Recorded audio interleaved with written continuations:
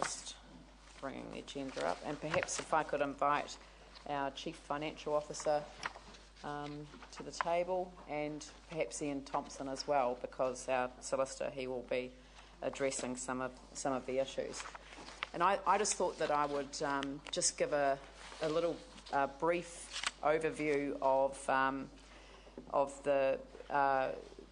position where we are up to at the moment, and then I'll hand over to Peter Gudsall to take us forward from there. And I thought it was worthwhile reminding people that under the new Section 41A of the Local Government Act 2002, there is a requirement of the role of the Mayor to provide leadership to the other members of the Territorial Authority, but also to the people in the district of the Territorial Authority,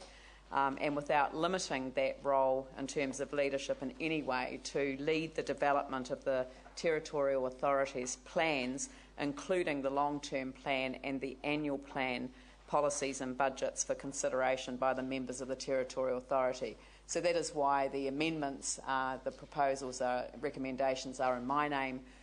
It is a requirement of the Local Government Act that they are.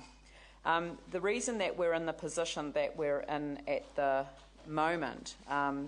considering an annual plan in what feels like a bit of a hiatus, one between the establishment of the 3-year plan by the previous council and our beginning a long-term planning process, is because the government appropriately intervened in the long-term planning process that had been established by the previous council and substituted a 3-year plan. So we are in year 2 of a 3-year plan, and in many respects it was always understood that that 3-year plan would enable the council to get to a position where it would be able to re-enter a long-term planning cycle. I have a copy of the regulatory impact statement that the government prepared at the time that it went through, and it did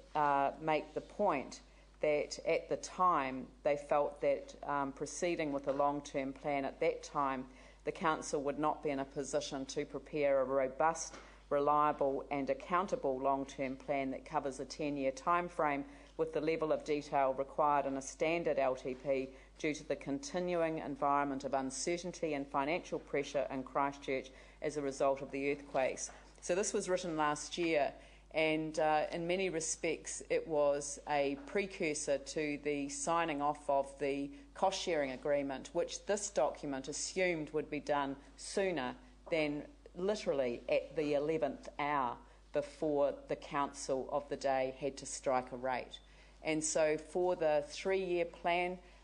the striking of the rate had to be completed by the 30th of June, as it does this time round, and they were essentially up against the wall because it had to cater for the provisions of the cost-sharing agreement. And as I understand it, there wasn't room to accept amendments that in any way conflicted with the provisions of the cost-sharing agreement as the budget, as the plan was actually taken through the council. So it was an extremely difficult time last year, and the concerns that had been raised about the 10-year plan actually resonate quite true. A lack of robust information could create business risks for the private sector, communities and individuals who are relying on the information for their own financial planning purposes. This could in turn affect the level of investment into the rebuild and confidence in the recovery.